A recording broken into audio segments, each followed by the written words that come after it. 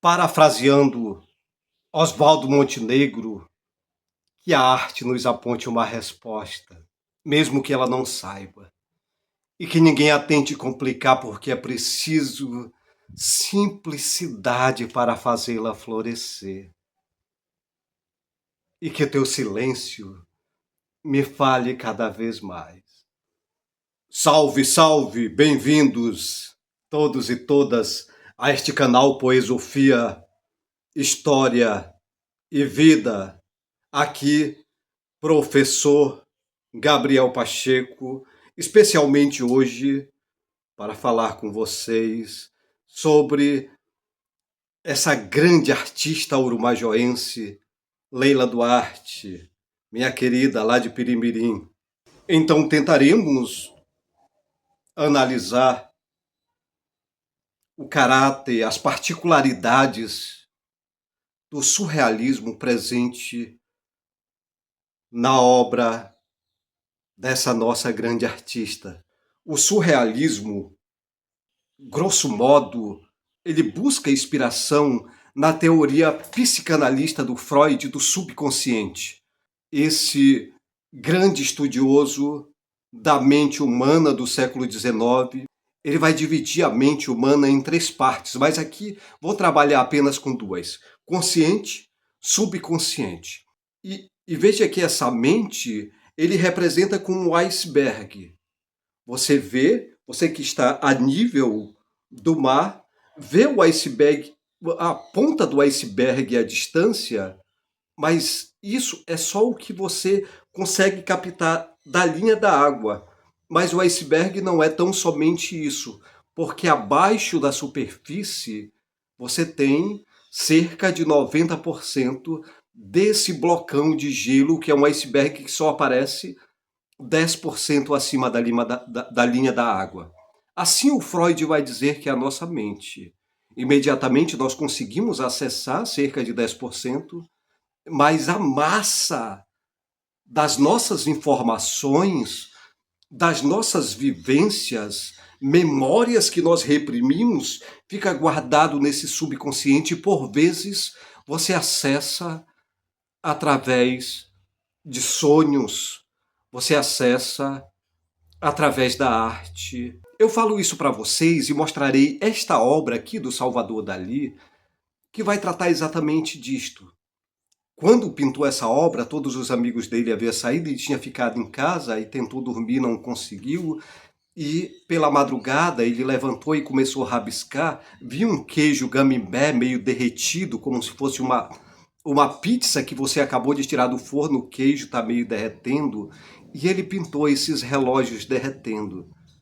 Título da obra: A Persistência da Memória. Note que você vê em praticamente todas as obras do Dalí essa paisagem de fundo, um tanto quanto desértica. E os desertos das obras desse artista catalão representa sempre a memória. Essa paisagem que existe poucas coisas que você consegue acessar.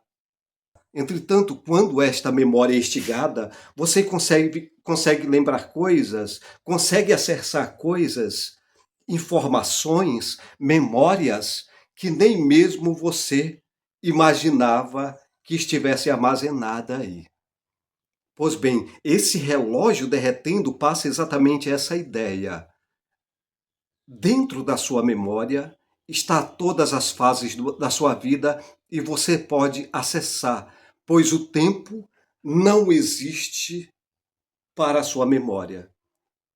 Você pode ser uma pessoa adulta igual eu, mas você consegue acessar. Eu conseguiria acessar o muchacho, garotinho, andando nas praias de APU Salvador. Eu consigo imaginar como será o Gabriel no futuro, se eu chegar lá, por volta dos 70 anos, andando com dificuldade. Todos os tempos estão presentes dentro da sua memória, de forma que o relógio que marca esse tic-tac das horas não existe, porque você é todos os eus neste momento. Você é a criança, você é o adulto, assim como você pode ser aquilo que você ainda não é, porque a memória tem a capacidade de criar. E é maravilhoso fazendo essa ponte aqui, exatamente para falar desta obra da Leila Duarte. Eu não sei qual o nome dessa obra, mas é a obra mais surrealista da Leila. Existe uma moça dormindo na superfície do mar. Nós sabemos que este mar é o mar de Urumajor pela ponta de mangue que tem naquela enseada quando vai saindo na vila de Pirimirim. Então, ela rabisca a paisagem, ao mesmo tempo de uma árvore de mangue branco, uma garotinha toma embalo em um balanço preso nessa árvore.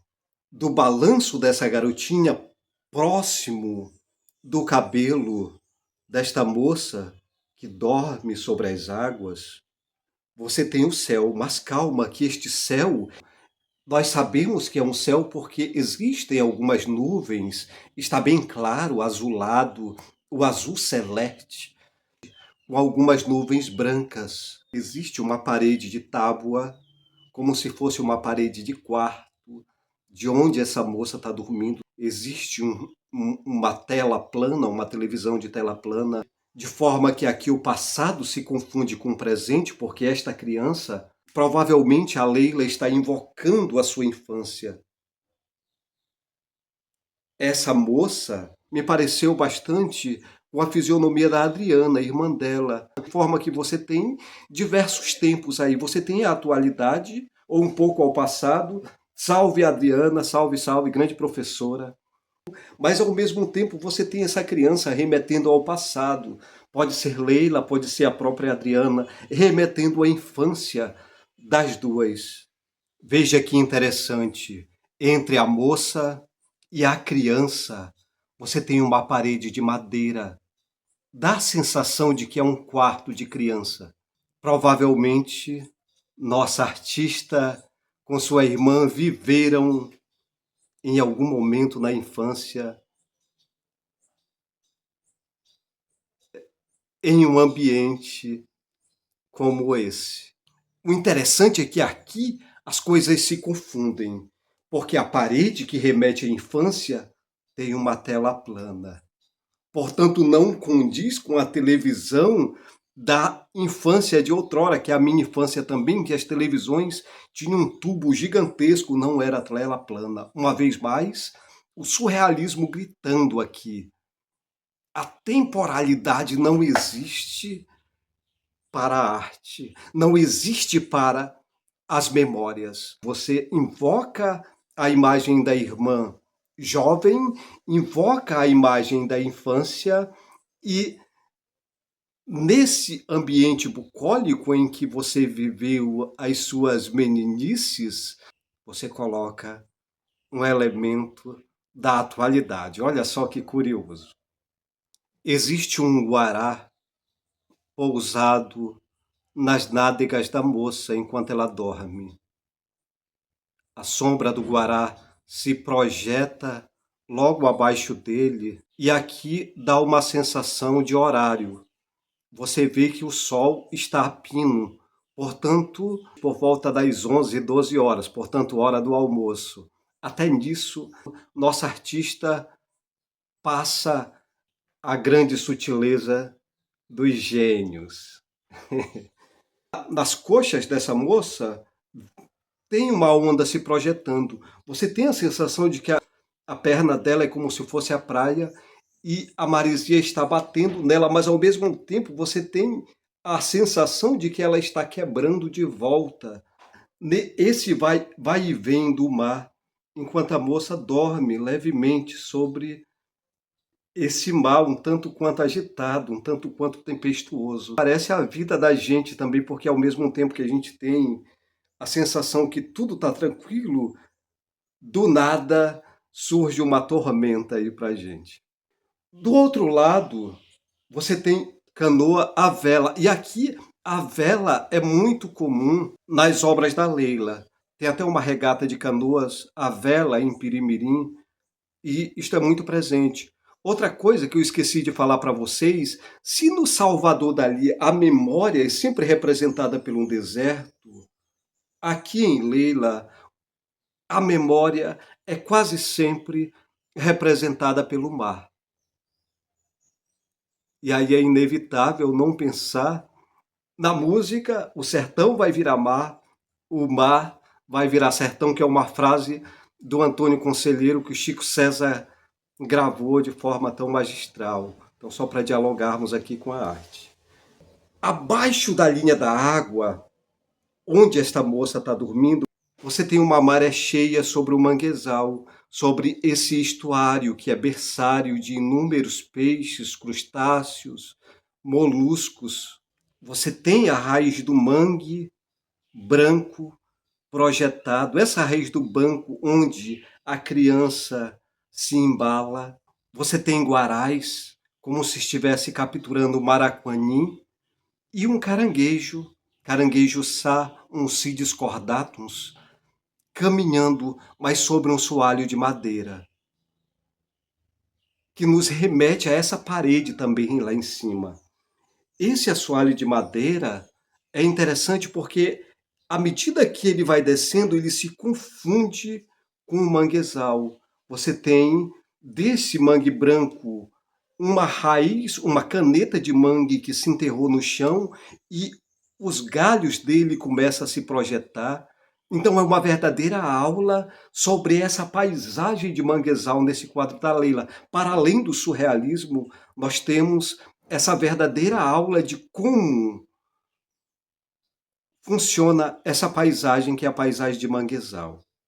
Pois bem, você tem uma cômoda do lado nesse assoalho, uma penteadeira. Duas gavetas, é uma penteadeira de madeira, aquelas bem antigas. Eu tive uma dessa. Em cima dessa penteadeira você tem um pente, você tem uma boneca, e aqui eu recordo que as crianças têm o hábito de fazer roupinhas de bonecas, mas esta aqui está completamente nua, não está sem nenhuma roupinha. Você tem um vidro, tive a sensação que é aqueles desodorante antigo que você espremia e saia sujando todas as axilas, todo o sovaco. Eu vou recordar aqui de um canudo, eu lembro que eu brincava com aquele canudo, espremia é maravilhosa essas imagens. Então a Leila proporciona até isso, um retorno à nossa própria infância, à própria infância do observador. Com muitos detalhes na obra da Leila.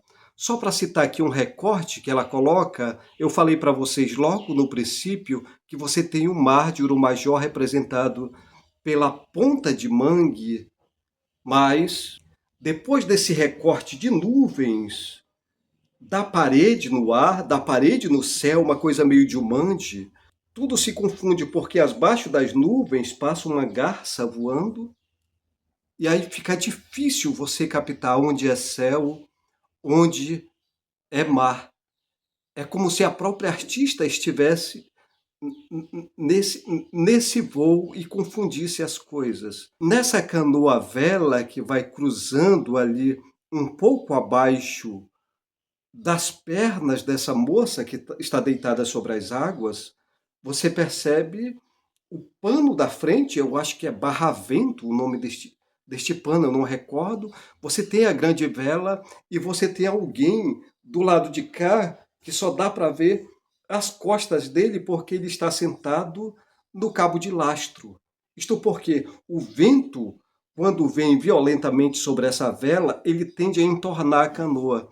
Então é preciso ter sempre um homem apoiado aqui para fazer o contrapeso. Esse homem é chamado de cabo de lastro. Então, extremamente rica essa obra da Leila. Eu tenho a pretensão de fazer outras, até mesmo para os professores que trabalham com arte. A gente fica muito preso à arte europeia, mas veja que aqui em Augusto Correia nós temos artistas geniais. Então, podemos explorar, pegar o surrealismo, pegar Salvador Dalí e trazer para cá, explicar esses caras a partir de Leila Duarte. Então, uma corrente de vanguarda europeia. Aliás, era isso que os modernistas queriam. O movimento antropofágico de Tarsila do Amaral, Oswald de Andrade. Nós podemos criar uma arte genuinamente brasileira, ignorando completamente tudo o que é produzido no mundo, tudo de bom que é produzido no mundo. E aí veio a ideia. Os ameríndios tinham a mania de digerir seus inimigos. Esse ritual chamado de antropofagia. Então, quando eles praticavam antropofagia com o inimigo, não era para consumir carne humana tão somente para se alimentar. Era para abstrair as qualidades do inimigo, a força, a virilidade. Então, os modernistas ficaram pensando nessa ideia, então por que não deglutirmos tudo de bom que a arte mundial tem para oferecer e, a partir daí, criarmos a nossa arte genuinamente nacional? Eu acredito que a Leila faz isso com maestria. Pega o ambiente de Pirimirim, de Urumajó, mas ao mesmo tempo, na sua arte está Sigmund Freud, está Salvador Dalí, enfim, está toda uma corrente de produção artística mundial. Mas ela pega sempre o contexto regional. Só para citar Tolstói, ele dizia: se queres se tornar universal, começa por pintar a tua aldeia. E a Leila faz isso de forma maravilhosa. Grande abraço, Leila Duarte, minha querida. Meus amigos, eu espero que este vídeo tenha sido útil de alguma forma para os senhores e para as senhoras, senhoritas. Aqui, professor Gabriel Pacheco, e até!